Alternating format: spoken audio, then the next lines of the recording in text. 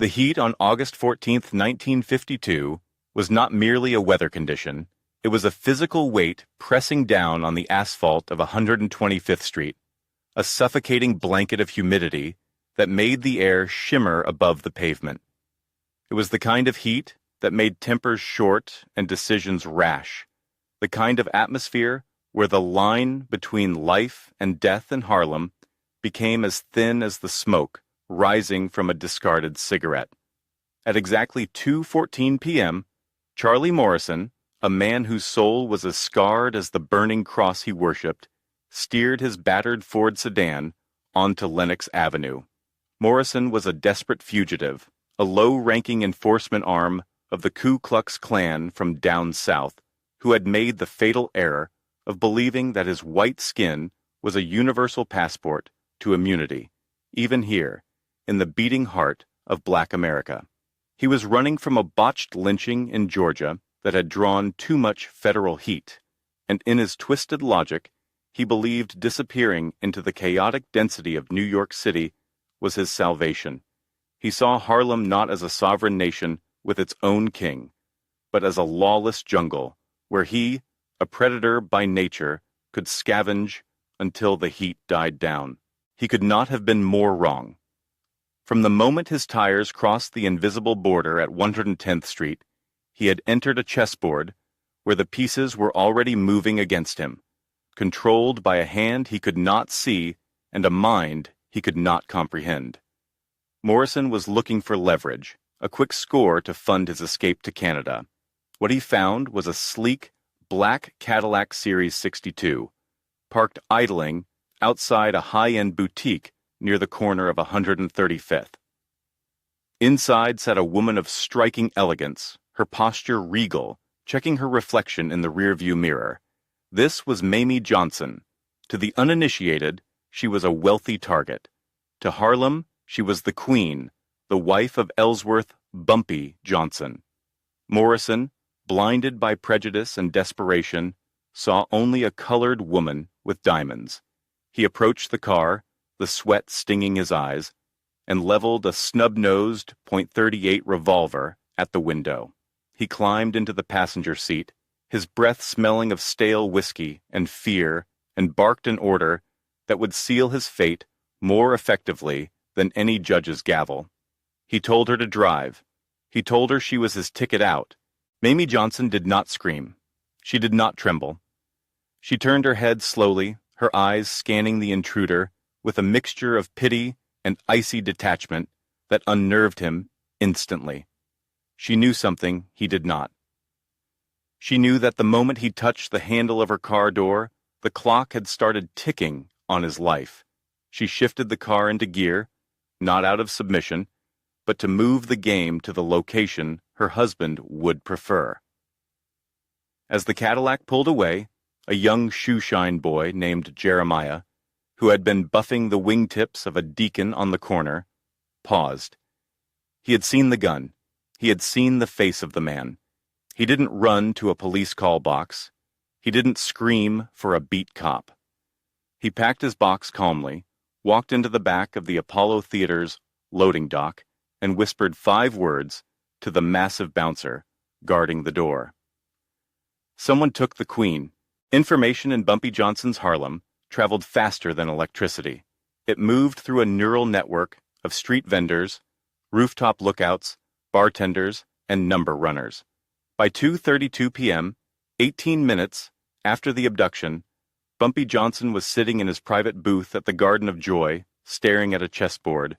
He was midway through a game with a visiting professor from Howard University. A lieutenant, a man named Junie, with a scar running through his eyebrow, walked over and whispered into Bumpy's ear. The silence that followed was absolute. The clinking of glasses, the hum of conversation, the jazz band rehearsing in the corner, it all seemed to evaporate. Bumpy did not flip the table.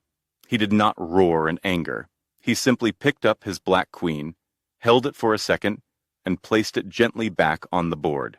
He stood up, buttoned his tailored Italian suit jacket, and adjusted his cufflinks. "Close it," he said softly. "Close it all." What followed was a demonstration of power that no mayor, no police commissioner, and no governor could ever hope to replicate.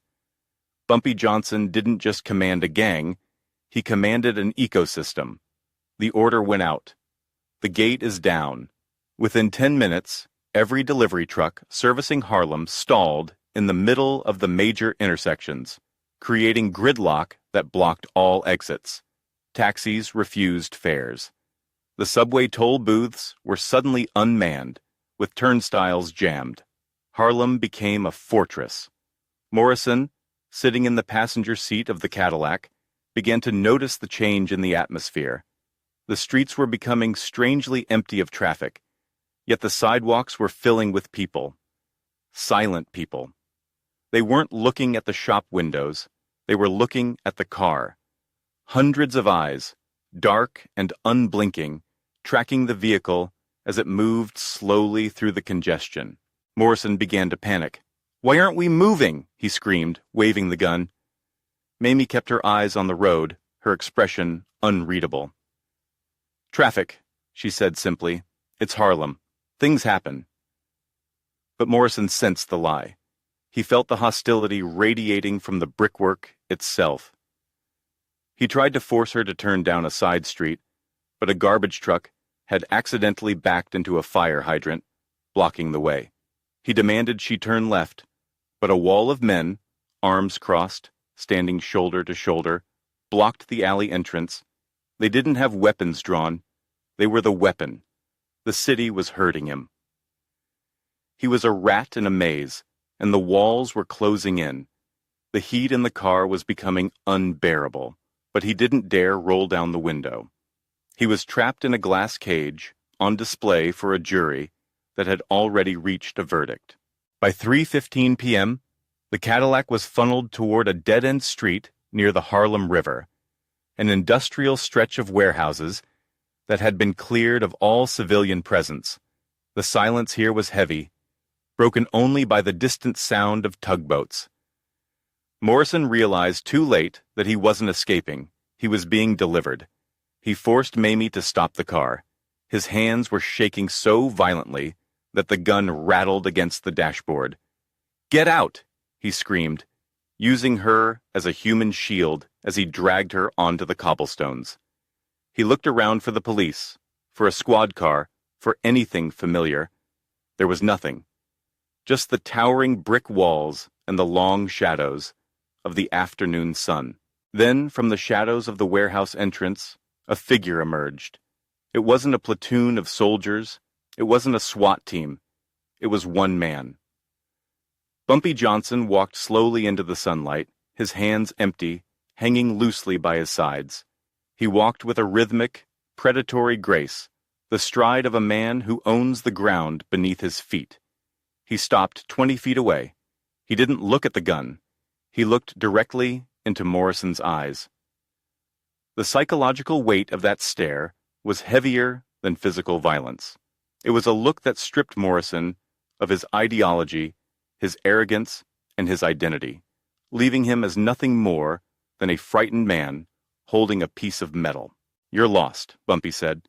His voice wasn't loud, but it carried through the humid air with the clarity of a church bell. "You came into my house, you took my wife, and you think that gun makes you a man." Morrison tightened his grip on Mamie, sweat pouring down his face. "Stay back! I'll kill her! I swear, I'll kill her!" he shrieked, his voice cracking. He was a member of the Klan, a man who claimed superiority by birthright, yet here he was, cowering before a black man who radiated the kind of regality Morrison had only ever read about in fairy tales. Bumpy took a step forward, just one.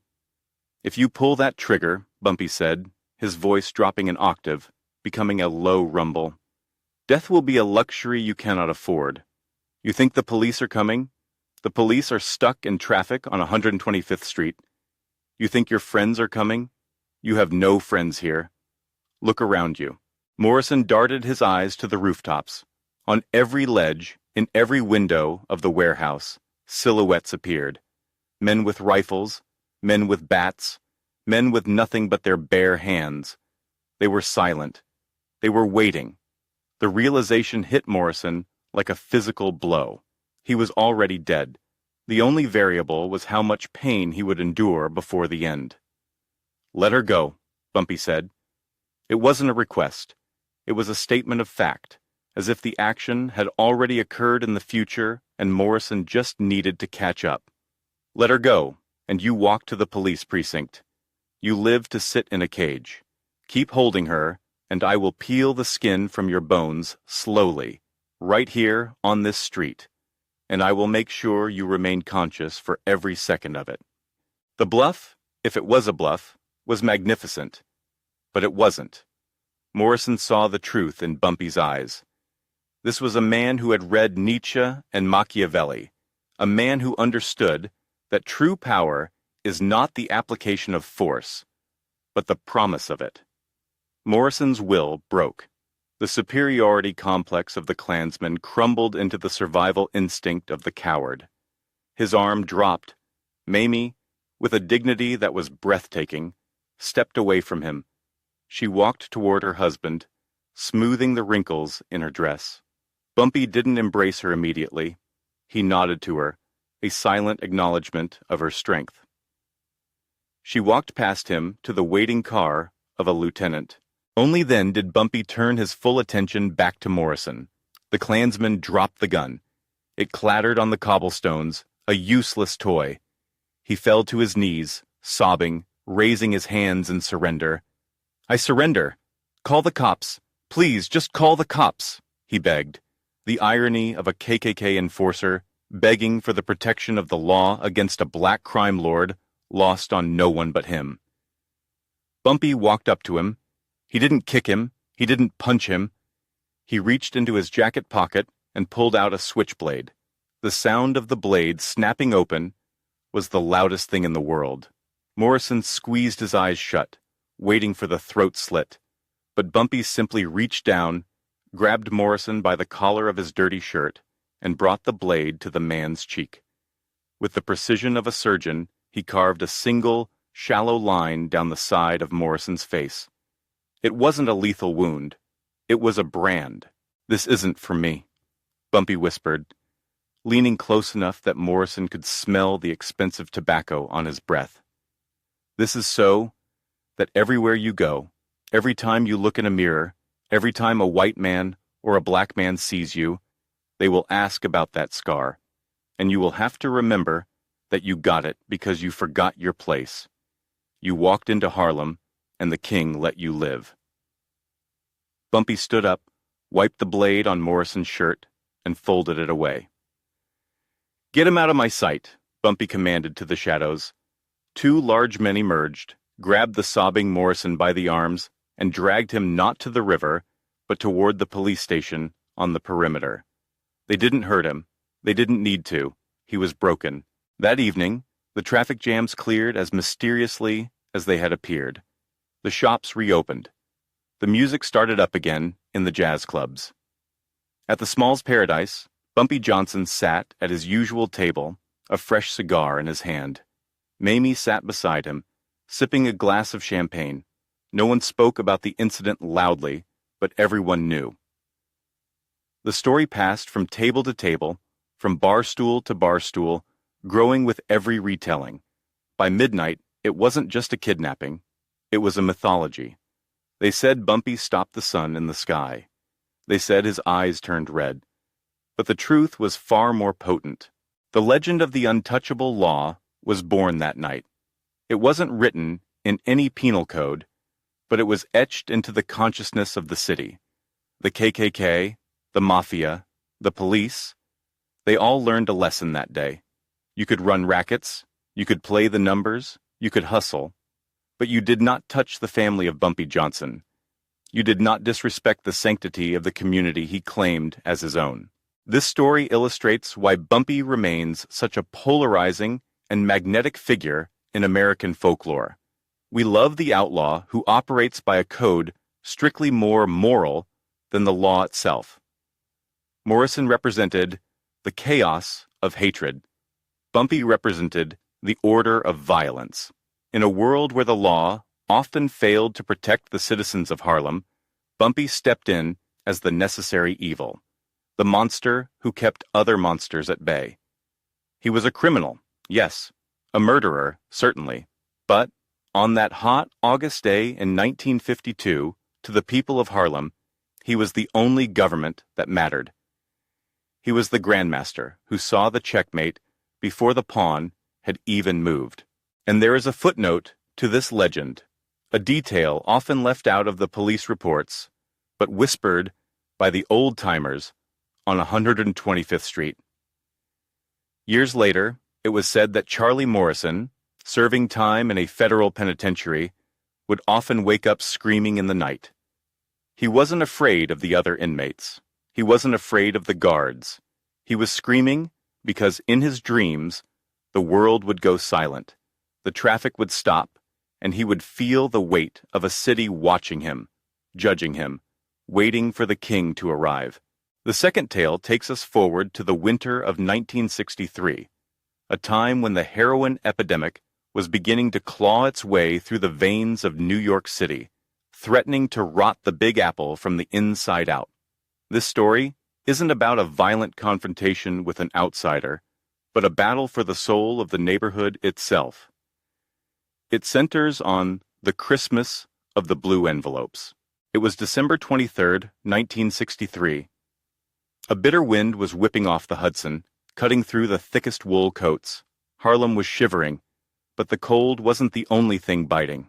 A new syndicate from downtown, led by a ruthless ambition to flood the uptown market with low-grade, lethal dope, had set up shop near Sugar Hill. They didn't care about the ecosystem. They only cared about the profit margins. They were selling to kids, selling near schools, breaking the unwritten rules that Bumpy had enforced for decades. Bumpy profited from vice, undeniably, but he managed it like a public utility. There were lines you didn't cross. The leader of this new faction was a man named Crazy Joe Gallo, not the famous mobster, but a wannabe usurper using the name to strike fear. He had made a public statement in a pool hall on 145th Street. Bumpy is an old man. His time has passed. The future is white powder, and it belongs to whoever has the guts to sell it. Bumpy heard this. He was sitting in the back of the Lenox Lounge, watching the snow fall outside. He was older now, his hair graying, his movements slightly slower, but his mind was sharper than ever. He didn't send hitmen.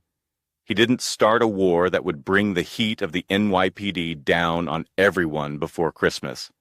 Instead, he turned to his right-hand man and said, "It's the season of giving. Let's give them something they can't refuse." On Christmas Eve, every family in the tenement buildings surrounding the usurper's stash houses received a blue envelope slipped under their door. Inside was not money, but a letter. It was typed, polite, and unsigned. It read, "Tonight, the rats will be driven from the cellar. Keep your windows closed. Keep your children inside. Santa Claus is cleaning house." At 11:47 p.m., the power to 3 specific city blocks was cut. Total darkness. The snow reflected the moonlight, casting long, eerie shadows. Then came the sound. Not gunfire, but music. From a rooftop, a loudspeaker began to play "Silent Night," sung by Mahalia Jackson. It was loud, echoing off the canyon walls of the tenements. As the hymn played, 50 men dressed in black coats moved into the territory. They carried baseball bats wrapped in velvet, a signature Bumpy touch. It was brutal, but it was quiet. They entered the stash houses. They didn't kill the dealers. They gathered them up, stripped them of their coats and shoes, and marched them out into the snow. They took the heroin, kilos of it, and dumped it into the sewer grates, washing it away with buckets of hot water brought from the nearby bakery. The product, worth hundreds of thousands of dollars, dissolved into the filth of the city. The dealers, shivering, terrified, and humiliated, were lined up against a wall. Bumpy emerged from a car, wrapped in a camel hair coat. He looked at the shivering men, then at the piles of slush where their fortune had disappeared. He handed the leader, the man who had called him old, a train ticket. "One way," Bumpy said. "To Florida. You like the heat? Go find it. Harlem is cold for people who don't know how to dress." He then turned to the tenements, where hundreds of faces were pressed against the glass, watching the silent theater. He tipped his hat. The lights flickered back on. The music stopped. The invaders vanished as quickly as they had arrived, leaving the usurpers freezing in the snow, broken not by bullets, but by the sheer organizational genius of the man who ran the city. The next morning, on Christmas Day, a truck parked on that same corner.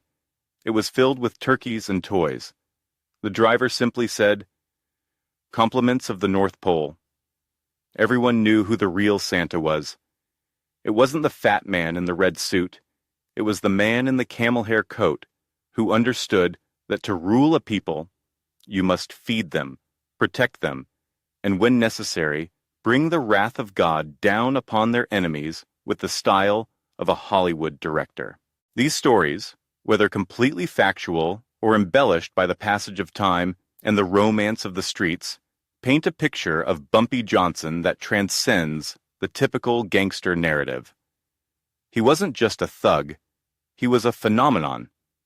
He was a man who understood that power is a performance. He played the role of the villain so well that he became a hero. He navigated the treacherous waters of race, crime, and politics in 20th century America with a compass that pointed to his own true north. We look at Bumpy Johnson and we see the complexity of the American dream twisted in a funhouse mirror. He wanted what everyone wanted: respect, sovereignty, and security for his family. Denied the legal avenues to achieve this, he built his own avenues out of concrete and blood. He was the professor of the underworld, a man who could discuss philosophy with a scholar in the morning and order a hit in the afternoon, all without changing his expression. So, when you walk the streets of Harlem today, past the gentrified coffee shops and the historic brownstones, listen closely. You might just hear the echo of a chess piece clicking against a board. You might feel the ghost of a black Cadillac gliding by. It's the spirit of Bumpy Johnson, the king who didn't need a crown, reminding us that in the game of life, it's not about the pieces you hold, but how you move them. What do you think?